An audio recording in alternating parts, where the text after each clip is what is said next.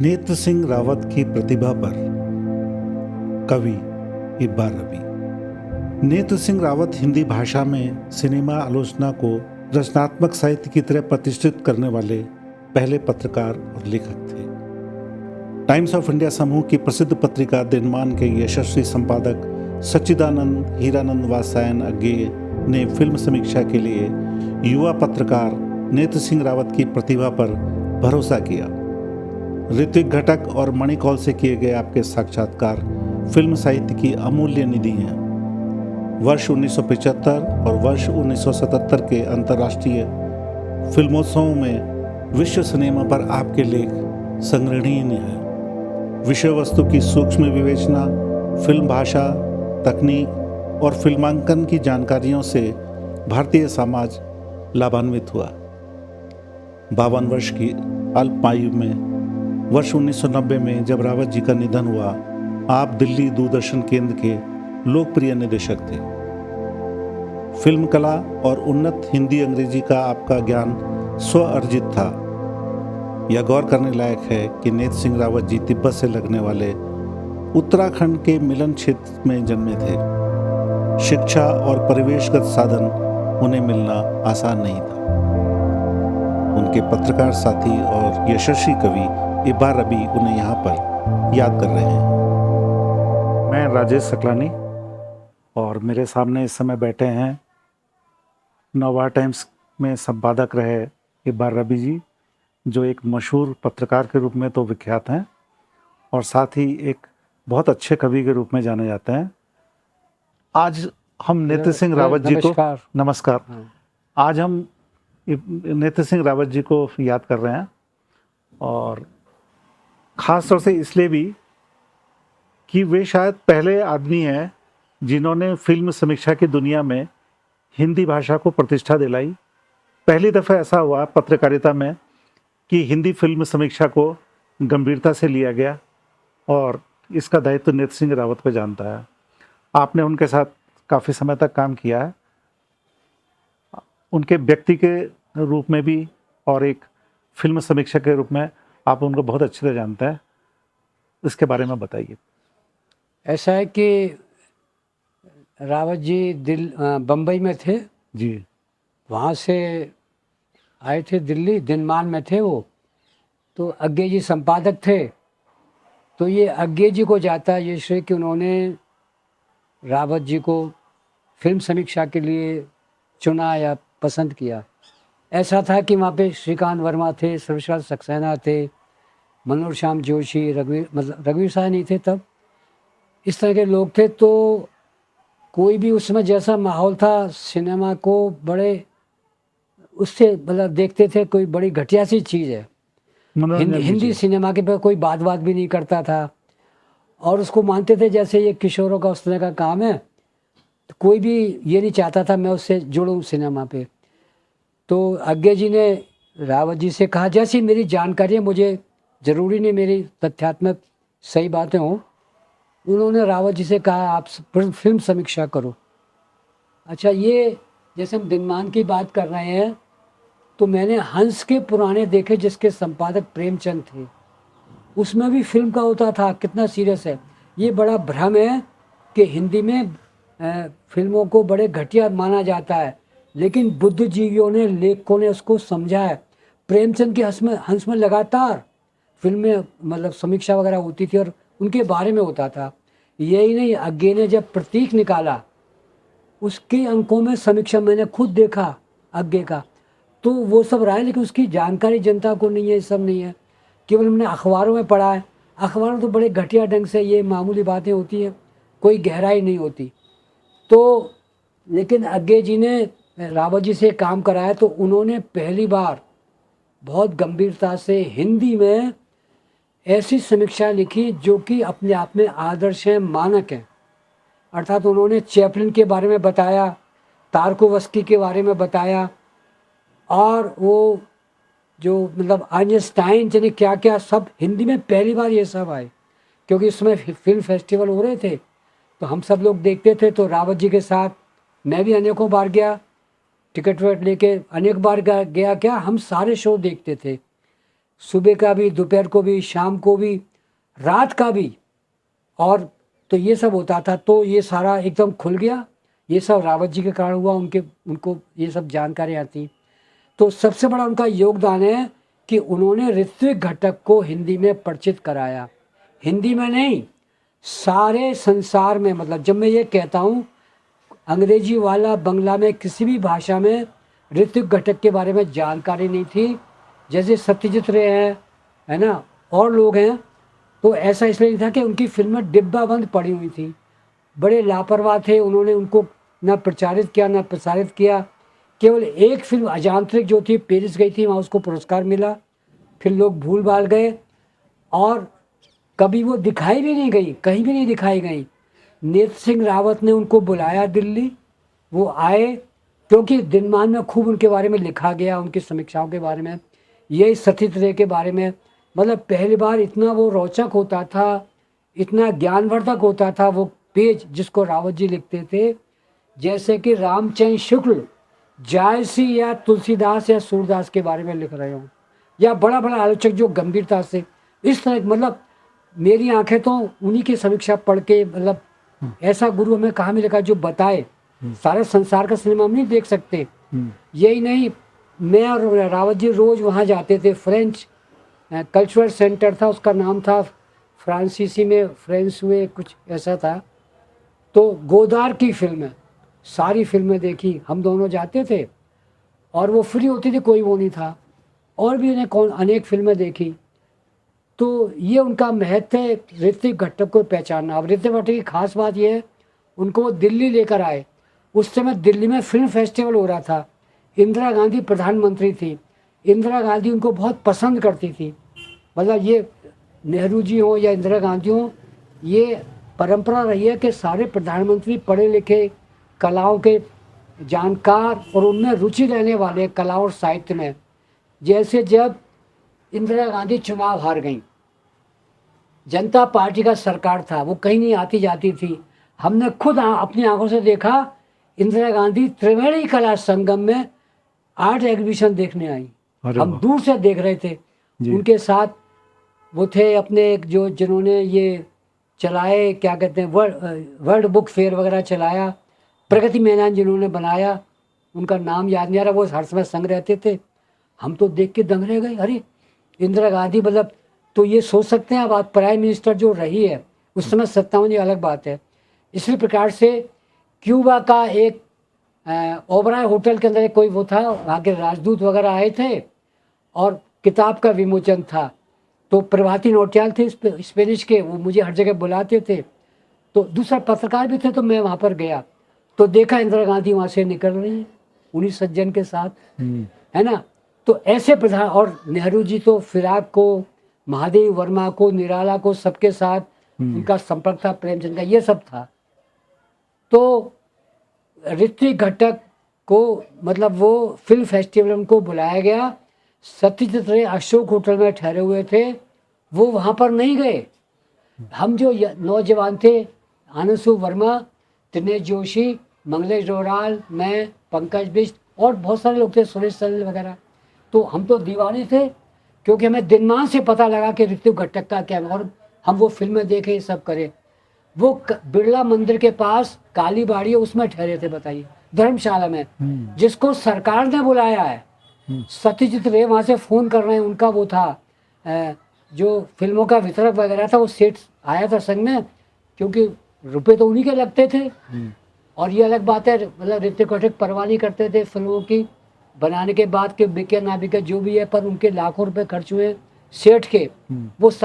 वो कह रहे दादा चलो दादा चलो, वो नहीं गए उनको। और इंदिरा गांधी के फोन आ रहे हैं वहाँ से, उनके लिए गाड़ी आ रही है, क्योंकि हम लोगों के साथ कच्ची शराब पी रहे हैं और बातचीत कर रहे थे। ये किसका था?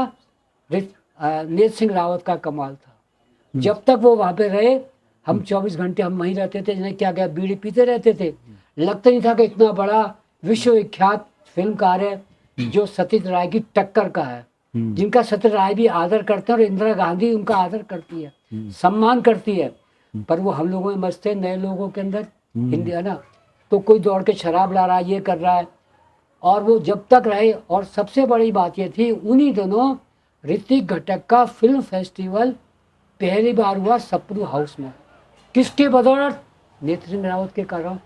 यानी मतलब नेत्र सिंह रावत ने ऋतिक घटक को खोजा हमारे लिए, है ना। दिल्ली राजधानी में कर दिया ये काम। फिर बाद में होता, मतलब उनकी कोई फिल्म कहीं भी पहले मतलब डिब्बे में पड़ी रहती थी, उन्हें पता नहीं था। तो वो जब फिल्में दिखाई गई सारी बंगला में थी, सप्रू हाउस में हुई। नीचे कोई सबटाइटल नहीं थे, क्योंकि कभी कमर्शियल उस तरह से दिखाई नहीं जा रही, कहीं भेजी नहीं जा रही। हम सब ने वो फिल्में देखी लगातार। हम तो वहीं रहते थे। दर्शकों में कौन होते थे? निर्मल वर्मा, रघुवीर साहब, पूरा हिंदुस्तान, जैनन जी, अरे सब लोग होते थे भाई। कितनी बड़ी घटना है ये। तो ये सब हुआ है। और उसके साथ और भी, तो ये नेत्र सिंह रावत का बहुत बड़ा योगदान है। मतलब उसके द्वारा मुझे पता, हम समझते थे चार्ली चैपलिन जो है ना, वो केवल हंसोड़ उस तक है, उसका कुछ देखा नहीं था। हमें रावत ने बताया कि चार्ली चैपलिन का क्या महत्व है। हाँ। तो मावलंकर हाल में उसकी फिल्में लगी हुई थी चैपलिन की, वही फिल्म फेस्टिवल में। हाँ। तो ये बहुत मशहूर बात है। निर्मल वर्मा ने कहा भी, टिकट मिलना कोई आसान काम नहीं था। हम तो पत्रकार थे और सबको जानते थे। हमारे लिए बहुत आसान था टिकट विकट लेना। कुछ तो बहुत मुफ्त में मिल जाते थे, हमें पैसे भी खर्च करने पड़ते थे। निर्मल जी को टिकट नहीं मिला, तो उन्होंने लिखा है कि वो मावलंकर हाल गए, उन्होंने चैपलिन की सारी फिल्में देखी। तब हमें समझ में, अरे चैपलिन तो, जब निर्मल जी देख रहे हैं कुछ है, तब हमने चैपलिन को तब समझा। हम तो समझते थे जैसे हमारे सिनेमा में हंसोड़ होते हैं, विदूषक, जोकर, ऐसा नहीं है। अरे वो तो बहुत सीरियस है। जो डिक्टेटर जैसी फिल्म बना रहा है, और ये वो फिल्म बना रहा है किड जैसी, ने क्या क्या। तो ये सब था, ये सब कारण जो हमें दिल्ली को पता लगा सिनेमा के बारे में, वो नेत्र सिंह रावत के बारे में, ये महत्व है। और उसकी गड़बड़ ये है कि नेत्र सिंह रावत की जो समीक्षा दिनमान में छपती थी, कभी भी वो किताब के रूप में नहीं आई, क्योंकि अचानक उसकी मृत्यु हो गई, किसी ने सोचा नहीं। वो भी ऐसे ही, तो अगर वो छप जाए, कोई देख के वहाँ से सारी पांडुलिपियाँ वो निकाले दिनमान से, और एक किताब आनी चाहिए, तो मैं कहता हूँ तहलका मच जाएगा। और जो भी किताबें आ रही, किसी में नेत्र सिंह रावत का जिक्र नहीं होता, किसी को पता ही नहीं है किसी को। जैसे मैंने प्रतीक के बारे में बताया, हंस के बारे में बताया, किसको पता है? क्योंकि नेहरू म्यूजियम में जाके मैंने हंस की फाइलें देखी, तो हर एक में सिनेमा के बारे में था। उस समय भारतीय सिनेमा होती थी या विदेशी सिनेमा? विदेशी नहीं, अछूत कन्या थी, है ना। उसका छप रहा, तो कितनी बड़ी घटना है, जबकि अछूत कन्या मामूली फिल्म है। मतलब उस इतने साल पहले फिल्म बनाई जा रही है अछूत के बारे में, छुआछूत के बारे में। कैसी, मतलब ये तो सोच ही सकते।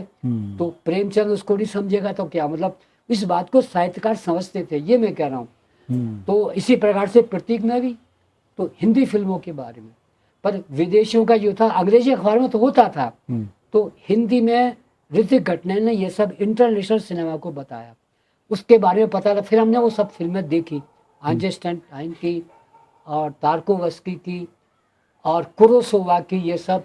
तो आंखें खुल गई, हमको लगा रहे हम तो कीड़े मकोड़े हैं मतलब सिनेमा के सामने। और हिंदी में तो कुछ है ही नहीं, कोई भी ऐसा नहीं है जिससे तुलना की जाए। जब वो दिनमान में आए नेत्र सिंह रावत जी, तो क्या उनकी कुछ ख्याति जुड़ी हुई थी, या फिल्म के जानकार हैं, या इन्होंने दिनमान के दौर में ही फिल्म समीक्षक में आए? या ऐसा था, जब वो वहाँ पर आए तो उन्हें कोई नहीं जानता था, कोई वो ज़्यादा घुलते मिलते थे, बाहर नहीं जाते थे। जिनके मेरा नाम लिए हमारी मित्र मंडली थी, इनके साथ कुछ कारण पहाड़ी होना भी है, जैसे मंगलेश दिनेश के साथ पहाड़ के हैं। और उनको लगता है यंग लड़के, तो हम लोग विद्रोही थे, नक्सलबाड़ी का मूवमेंट था, तो उनकी हमारे से सहानुभूति वगैरह ये सब थी। तो पहले से कोई ख्यात नहीं थी, कुछ नहीं था, बाहर कोई नहीं जानता था। ये सब बातें बताई तो बाहर वाले कोई नहीं जानते थे, लेकिन जैसे सिनेमा के लोग थे जिन्होंने मणि कौल या कुमार शानी, वो सब जानते थे, क्योंकि जो दिनमान पढ़ता था, जो सिनेमा के बारे में जो जागरूक है, वो तो जानते थे कोई नेत्र सिंह रावत है। ऐसे लोग तो मिलने मिलाने भी आते थे, क्योंकि वो ऐसी बातें बताते थे जो उनके लिए काम की थी। और जो ऋतु घटक इन सबके गुरु थे, मतलब इनको सिखाया है ये। इन्होंने वहाँ से नेशनल वो जो था फिल्म इंस्टीट्यूट, ऋतु घटक डायरेक्टर रहे थे, ये इनसे फिल्में बनवाते थे, कुमार शानी और मणि कौल वगैरह से, और भी लोग थे। तो वहीं से ये आई थी जया भादुड़ी, वहीं से ये आई थी अपनी शाबाना आजमी, और भी बहुत लोग थे। तो वो फिल्म भी दिखाई, उसका नाम था रेंडेवू, है ना। वो दिखाई गई फिल्म ये उन अपने छात्रों से बनवाते थे। अनेक फिल्में बनवाई उन्होंने, वो सब भी हम लोगों ने देखी जो दिखाई गई वहाँ पर। खैर ये तो अलग हो गया। मेरी उनसे पहली बार मुलाकात कैसे हुई, क्योंकि वो दिनमान में थे तो एक ही बहुत बड़ा हॉल था, वहीं पे नवभारत टाइम्स था, वहीं पे दिनमान था, वहीं टाइम्स ऑफ इंडिया, वहीं इकोनॉमिक टाइम्स। चारों अखबार एक ही बिल्डिंग, एक ही हॉल के अंदर थे, कहीं जाना नहीं पड़ता था। जैसे हम यहाँ बैठे हुए हैं, मैं बैठा हूँ, थोड़ी देर पर 2 मेज छोड़ के रावत जी बैठे हुए हैं। तो परिचय से हुआ, अब ये तो याद नहीं कैसे पहली बार परिचय हुआ। तो बम्बई के टाइम्स ऑफ इंडिया में एक आदमी था, उसका नाम था MD राव, जो इकोनॉमिक टाइम्स में था। वो उनका बहुत गहरा दोस्त था, बम्बई का ही था। क्योंकि वो दक्षिण भारत का था तो किसी से मिलता मिलाता नहीं था, और बड़ा अकेलापन उसको लगता था, केवल रावत जी से बात होती थी। रावत जी उसकी बहुत तारीफ करते थे। फिर उन्होंने मुझे मिलवाया। तो उसकी खास बात ये थी कि वो जो थे लक्ष्मण, RK लक्ष्मण, कार्टून वार्टून बनाते थे टाइम्स ऑफ इंडिया में। तो वो आदमी वहाँ के टाइम्स ऑफ इंडिया की लाइब्रेरी में था। अखबार के दफ्तर में एक लाइब्रेरी होती है, जिसमें रोज जो अखबार में प्रमुख खबरें होती हैं वो काट के रख लेते हैं, उनकी फाइल होती है। तो अब जैसे हमको एक लेख लिखना है, मालूम मुझे चार्ली चैपलिन पे लेख लिखना है, या तारकोवस्की पे लिखना है, या स्वेज कैनाल पे क्या झगड़ा हुआ नासिर का ही लिखना है, तो किसको याद है क्या घटना है, या विश्व युद्ध पे लेख लिखना है, प्रथम विश्व। तो वहाँ से लाइब्रेरी से वो फाइल मंगाई जाती है, उसमें सब देख के स्टेट्समैन में छपा, तब वो लेख लिखे जाते हैं। तो RK लक्ष्मण जो कार्टून बनाते थे सारे राजनीतिक होते थे। तो उन्होंने लाइब्रेरी में फ़ोन किया, आई एम लक्ष्मण स्पीकिंग, और बोला कि मुझे फलानी फाइल चाहिए। उसी पे बनाते थे। तो MD राव ने क्या कहा, MD राव ने कहा which Lakshman, Lakshman from mythology और Lakshman from Times of India. अच्छा। इस बात पे लक्ष्मण बड़े खुश हो गए, हाँ। क्योंकि किसी की हिम्मत नहीं थी जो लक्ष्मण से ये सब कहे। हाँ। इंटरनेशनल फेम का जो कार्टूनिस्ट है, हाँ। जिसने कभी अपने को रिपीट नहीं किया, जिसका पहले पेज पे कार्टून छपता है, अंदर छपता है, जिसको प्रधानमंत्री देखता है, हाँ। और उनसे मतलब हर बार नई नई बातें होती थी। एक आदमी उनसे पंगा ले रहा है, जो लाइब्रेरी में बैठा हुआ, लाइब्रेरी जो है मामूली कलर की तो होगा, जो भी हुआ कोई खास बड़ी हस्ती नहीं है, वो उसको देखने आए लक्ष्मण कौन आदमी है, और बड़े खुश हुए, हाथ हाथ मिलाया। उसने बताया मैं MD राव, जो भी था बड़े खुश हुए। ये बात रावत जी बार बार सुनाते थे, कहते है हिम्मत किसी में, लक्ष्मण से ऐसे कह दे। तो उसे हमने मिलवाया। तो इस तरह से 3 दोस्त हो गए। लेकिन दिनमान में जो था, क्योंकि इंटरनेशनल सिनेमा ये सब छप रहा है ना, हाँ। तो आम पाठक उसको नहीं पढ़ता था। हाँ। क्योंकि आम पाठक की उसकी क्या रुचि, की ज़्यादातर उसकी रुचि थी साहित्य वाहित्य के बारे में, ये सब आम उसमें लोग पढ़ते भी होंगे। तो केवल जो अधिक जागरूक है, जो जानना चाहते हैं, वही थे। इसलिए बाहर उन्हें कोई नहीं आता था, कोई लोकप्रियता नहीं थी। उनका महत्व तो रघुवीर साहब समझते थे, या मनोज श्याम जो, ऐसे लोग समझते थे, बड़े बड़े लोग। आम जनता में कोई वो नहीं था। तो जो कुछ था उन्होंने दिनमान के ही लेखन में किया, उससे पहले कुछ नहीं था। और बड़ी जल्दी भूल गए उनको, अब इसका तो खैर कोई इलाज ही नहीं है। तब अगर उनकी किताब आ जाए तब कुछ हो सकता है। लेकिन उनके साथ के लोग तो अभी भी जीवित हैं, फिर ऐसा क्या वजह रही कि नेत्र सिंह रावत जो है वो याद नहीं किया जाता ज़्यादा? अब ये हमारा दुर्भाग्य है, इसका तो कोई मतलब इसमें मैं क्या कह सकता हूँ, क्योंकि प्रयाग शुक्ल थे वहाँ पर, विनोद भारद्वाज थे, और ये भी सिनेमा में लिखते थे। जैसे विष्णु नागर से खूब अच्छे संबंध थे, पंकज, ये हम सब लोग तो थे ही। किसी ने, मैं बार बार कहता था, मंगलेश से मैंने बहुत कहा वो कैसे मिले क्या हो, दिनमान की फाइलें कहीं नहीं मिलती। अगर आसानी से मिल जाए, अब वो कहीं जाके मतलब शोध करना पड़ेगा, किसी पे इतना समय नहीं है, ना कोई इतनी मेहनत करना चाहता है, ये सब है। और सबसे बड़ी बात है कि रावत जी का महत्व किसी को, आज की पीढ़ी को नहीं पता। ये तो मैं 80 साल का बूढ़ा आदमी हूँ, तो ये सब बोल रहा हूँ मैं, ऐसे लोग याद करते हैं। अनेक तो जैसे मंगलेश डबराल अब कहाँ है, रघुवीर साहब कहाँ है, मनोज श्याम जोशी अब कहाँ है, जो उनको मतलब समझते या ये सब करते। दूसरा मैं ये बताना चाहता हूँ कि इतने सीधे भोले वाले थे, कोई भी चंड चालाकी नहीं थी जैसे लोग होते। उस तरह से पत्रकार नहीं थे वो, अपने में मस्त रहते थे, उनको कोई अलग से मित्र मंडली नहीं थी। पर हम उनका इतना आदर सम्मान, हमसे उम्र में बड़े भी थे सबसे, तो क्योंकि वो नक्सलवाद था, सारे विद्रोही थे, तो हमने एक ग्रुप बनाया, उसका नाम था हिरावल।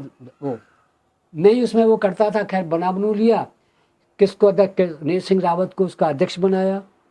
35 फिरोज शाह रोड पर उसकी गोष्ठी होती थी, तो हमारे न्यूज़ एडिटर थे, उनका नाम था हरिदत्त शर्मा, हंसराज रहबर, ये उसमें आते थे। एक बार नागार्जुन भी आए, उसमें हम सब सदस्य थे, मतलब पंकज सिंह, आनंद सो वर्मा, ये अपने मंगलेश डबराल, दिनेश जोशी, सब लोग, ये सब अजय सिंह वगैरह, पूरी मंडली थी, वो सब उसमें थे।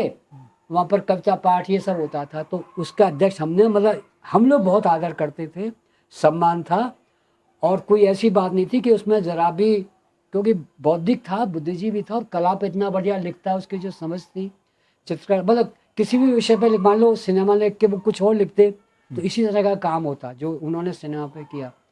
तो उस पर जो था वो अध्यक्ष था, तो हिरावल जो था, बाद में फिर जैसे होता है तितर बितर हो गया, खत्म, मतलब कुछ वो हुई गोष्ठियाँ, फिर बाद में जेएनयू के लड़कों ने एक संस्था, उसका नाम भी हिरावल रखा, और हिरावल नाम की पत्रिका भी निकाली। उसका हम लोगों से कोई संबंध नहीं था। एक तो ये था, दूसरा ये था कि उनका जो था दूरदर्शन में नियुक्ति उनकी हो गई, तो मैं इसके तथ्य में नहीं जानता। एक तो वो शायद ओबीसी थे, तो आरक्षण था, ये सब कुछ कारण रहा होगा जो भी था, और टैलेंट तो था ही, प्रतिभा थी, ये सब था। तो जब वो वहाँ पर हो गए, दूरदर्शन में काम करते थे, तो उन्होंने, चमन बग्गा थे, उनसे ने कितने नाटक कराए, हम सब लोगों का बहुत ना जमावड़ा रहता था, सारे जाते थे, सारे यार दोस्त थे। उन्होंने कवि सम्मेलन कराए, जैसे कितने, विजयदान देथा को वहाँ आते बैठे रहते थे, हम लोग जो भी यार दोस्त थे, मंगलेश वगैरह, वहाँ बैठे थे, गप्पे हाँक रहे हैं, सब कर रहे हैं। तो उन्होंने अज्ञे जी का, उनका बहुत बड़ा रास्ता, तो अज्ञे जी का ये बहुत रोचक घटना है। अज्ञे जी को उन्होंने बुलाया इंटरव्यू के लिए, अच्छा। अज्ञे जी राजी हो गए, मतलब अज्ञे जी हर एक से वो नहीं करते थे, पर उनके जो थे मंडली, उसमें जैसे उनके जो प्रमुख शिष्य थे, वो तो थे सर्वेश्वर सक्सेना, रघुवीर साहब, ये सब। रावत जी भी है, ये कोई जानता ही नहीं था, रावत जी की बहुत बात मानते थे, वो था। खैर, तो अज्ञे जी वहाँ पर आ गए, तो वो पहले मेकअप करते हैं, तो उनका मेकअप हो रहा था, वो सब कुछ लगा लुगू रहे थे वहाँ से, तभी पंकज सिंह आए। ये बहुत रोचक घटना है, कोई बताएगा नहीं। तो अज्ञे जी को ये नहीं पता था कौन इंटरव्यू करेगा, उन्होंने समझा ये नीर सिंह रावत करेंगे, तो उन्होंने रावत से पूछा ये क्यों आए, तो उन्होंने कहा ये तो आपका इंटरव्यू करेंगे। जैसे ही रावत ने कहा पंकज सिंह आपका इंटरव्यू करेंगे, उन्होंने वो सब हटा के खड़े हो गए और कार में बैठ के चले गए।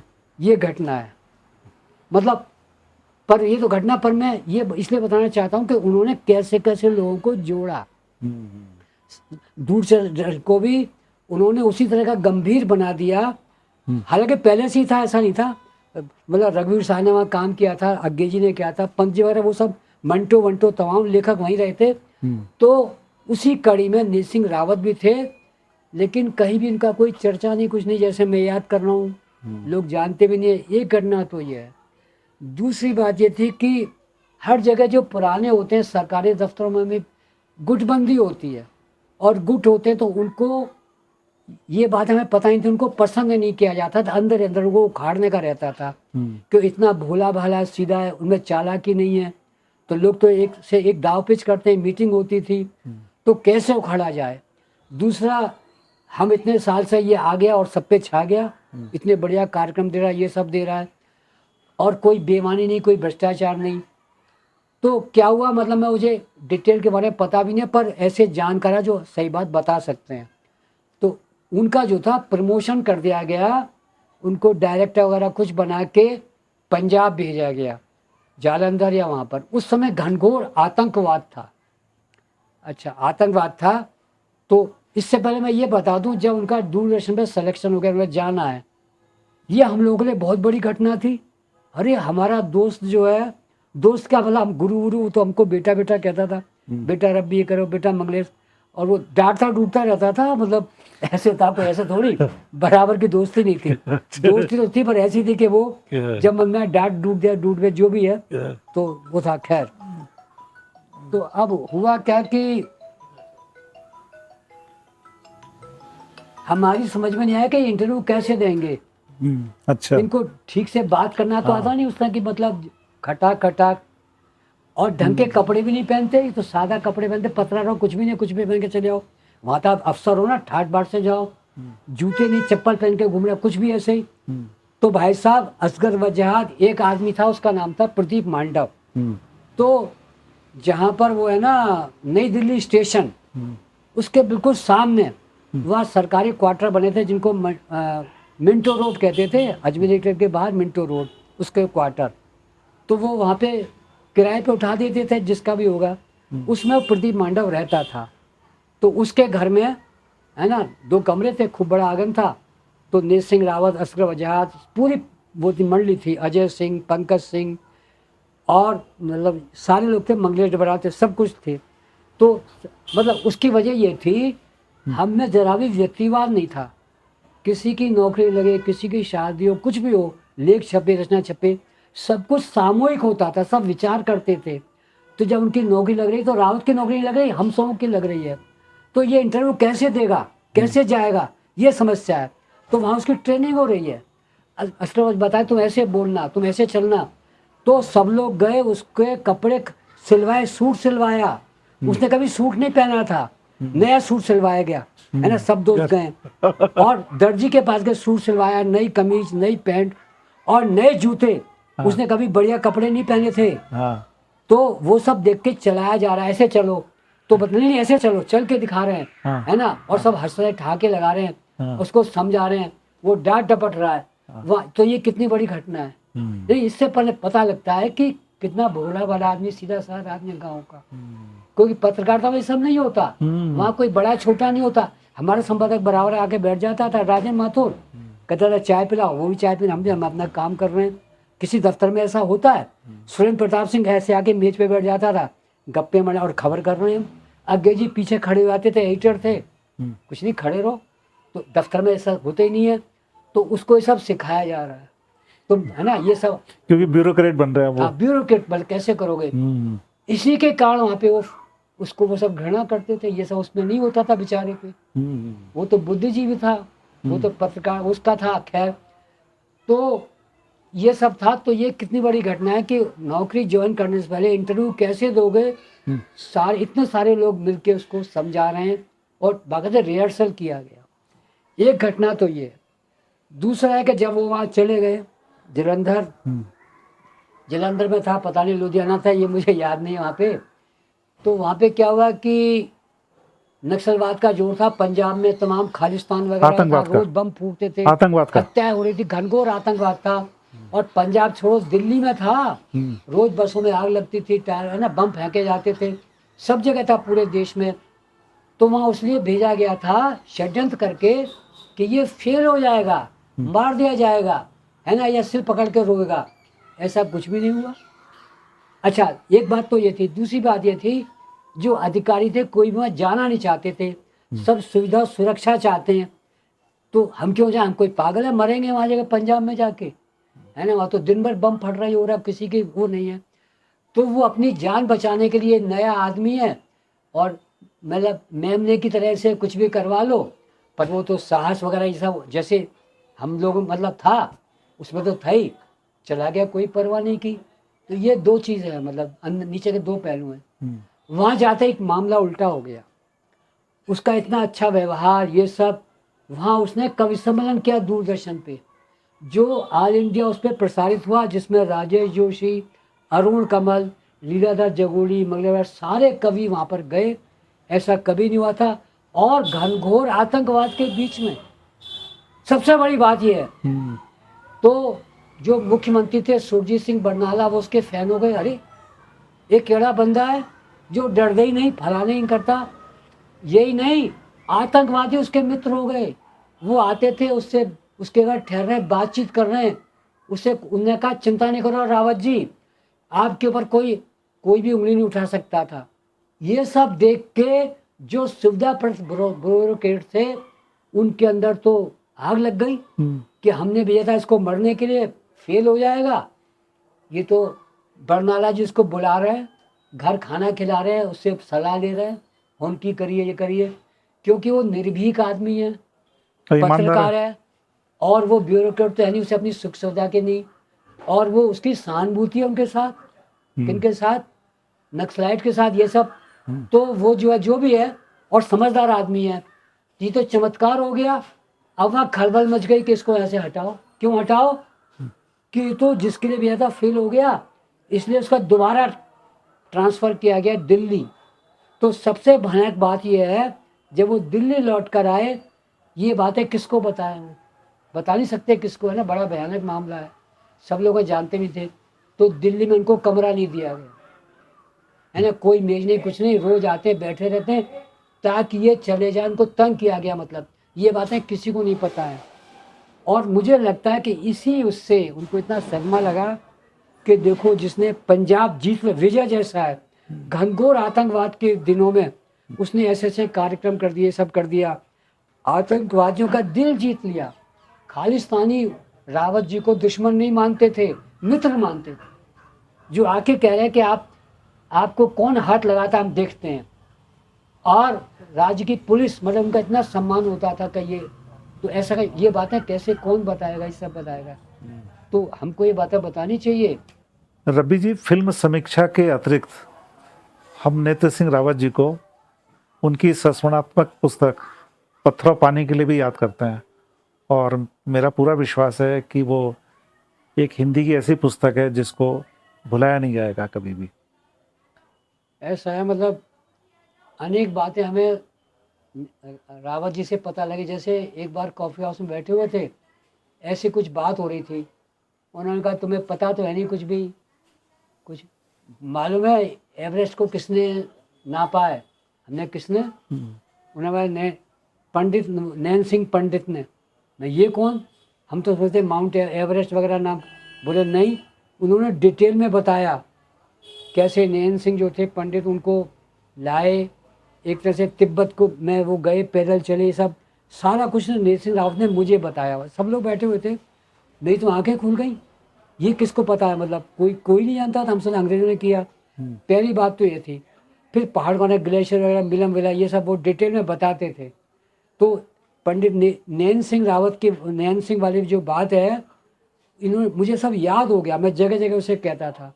वो तो बहुत बाद में फिर पता लगा, वो सब शेखर पाठक ने किया, वो सब वो अलग बात है, खैर। पर पहले जानकारी मुझे नैन सिंह रावत ने दी। उसी तरह से मिलम ग्लेशियर वगैरह, तो उन्होंने कहा कि मुझे वहाँ पर यात्रा करनी है, वो बहुत बताते रहते थे। तो पता नहीं क्यों मुझे वो ये समझते थे कि ये कुछ मतलब कमज़ोर वमजोर कुछ है। तो मुझे कुछ कभी नहीं कहा, मुझे या ये सोचा कि पहाड़ का नहीं है, इसके बस का कहाँ है। तो पंकज बिष्ट क्योंकि पहाड़ के ही थे, तो उनके साथ वो गए वहाँ पर। वहाँ जाना था, वहाँ पर यात्रा करनी थी। जोहार क्षेत्र बोलते हैं। हाँ, क्या कहते हैं? जोहार। जोहार, हाँ हाँ। उस सब के बारे में बताते थे, यक्षिणियाँ, ये वो। यक्षिणी को क्या कहते हैं? शरीश मटा ने लिखा ना, अप्सरा, अक्षरा, अछरी वगैरह, ये सब उन्हें बड़ा मजा आता था इस तरह के लोग वो सब करने में। और वो राजूला मालूशाही, ये सब बड़े डिटेल में उनसे पता लगी सारी बातें। फिर वो नाटक भी हुआ बडोलाली ने, जिसमें भाग किया, ये सब, खैर वो बहुत सारी बातें हैं। तो अनेक बातें उन्हीं से पता लगी। मेरी रुचि का कारण ये था कि मैं जो था, भले ही मैदान में रहा, ये रहा, मेरे पूर्वज तो अल्मोड़ा से ही गए थे। मेरे अंदर पहाड़ की कहीं थी, मतलब कुलबुलाहट में जानूं पहाड़ के बारे में, कुमाऊं के बारे में, क्योंकि अल्मोड़ा के थे सब, पुरानी बातें बचपन में वो सब सुनी थी। तो ये सब होता था। खैर, पंकज बिष्ट वो दोनों गए, तो पहली बार तो अपने गांव ले गए, वो दोनों रहे। उनकी माँ थी बहुत बूढ़ी, तो उन्होंने सब देखा, मतलब पंकज बिष्ट ने उन सब का वर्णन है। जब वो आगे, जब बहुत आगे पहुंच गए, तो आगे जाने नहीं देते थे और वो वहाँ पे रोकते थे। तो इनके पास बहुत महंगा वो था, वो कैमरा, बिष्ट जी के पास। उन्होंने कहा अब ये कैमरा नहीं ले जा सकते आप, या तो कैमरा यहाँ जमा करा दो। अब ये जमाने, क्योंकि बहुत महंगा कैमरा था, ये इतनी पुरानी बात है, तब फ़ोन वोन तो होते नहीं थे, कैमरे ही होते थे। और वो कैमरे अलग आते थे जो अच्छे फोटोग्राफ के लिए बड़े महंगे होते थे। तो इन्होंने कहा बड़ा खतरा, अगर मैंने कैमरा यहाँ रख दिया तो ये वापस लौट आए। तो केवल अकेले फिर आगे जो थे रावत जी गए। वो सारे जो थे, वो सब जो उन्होंने देखा दाका संस्मरण, सब दिनमान में छपे। वो सब जो है पत्थर और पानी नाम से किताब छपी। वो ऐसा अद्भुत गद्य है, उसको एक बार पढ़िए, 2 बार पढ़िए, आपके सामने। और ये कितनी बड़ी बात है, पहाड़ क्या है, या तो पत्थर है या पानी है, पानी बह रहा है। मतलब उन्होंने केवल 2 शब्दों में सब कुछ पूरे पहाड़ को कर दिया। जैसे बीज में पूरा ब्रह्मांड छिपा हुआ है, पूरा मनुष्य एक बीज है, उसमें पूरा पीपल का पेड़। ऐसे इन 2 शब्दों में पत्थर और पानी, कुछ नहीं करा। तो इतनी बड़ी प्रतिभा, ऐसा मतलब गजब का। ये ऐसा इसलिए कि उस व्यक्ति में जरा भी स्वार्थ नहीं है, जरा भी घमंड नहीं है। उसको ये नहीं मालूम है कितना प्रतिभावान हूँ। और लोग तो बड़े अकड़ के चलते हैं, तो बस किताब लिख दी। और वो जिसको पढ़ा, चाहे निर्मल वर्मा हो, चाहे श्रीकांत वर्मा, बड़े से बड़े गद्यकार, सब उनके उसके जो किताब है उसके वो है। और वो ऐसी अद्भुत किताब है जिन्हें पहाड़ के बारे में, हमारे बारे में हजारों ने, कितने लाखों किताबें हैं जैसे सब है, लेकिन पत्थर पानी का कोई जवाब नहीं है। अगर वो किताब फ्रेंच में हो, अंग्रेजी में हो, तो मैं समझता हूँ कि संसार की सर्वश्रेष्ठ किताबों में होती। हिंदी में तो पहले ही कोई नहीं पूछता पाछता, सब लोग पढ़ते भी नहीं हैं, केवल थोड़े बुद्धिजीवी जो जागरूक लोग हैं वही पढ़ते हैं। लेकिन वो मामूली पुस्तक नहीं है, मतलब मात्र वो हिंदी के गद्य का अद्भुत, मतलब वो है, उदाहरण है, मतलब महान उदाहरण है। सृजन की तलाश श्रृंखला में ये थे हमारे साथ इब्बार रबी जी। आपका बहुत बहुत धन्यवाद।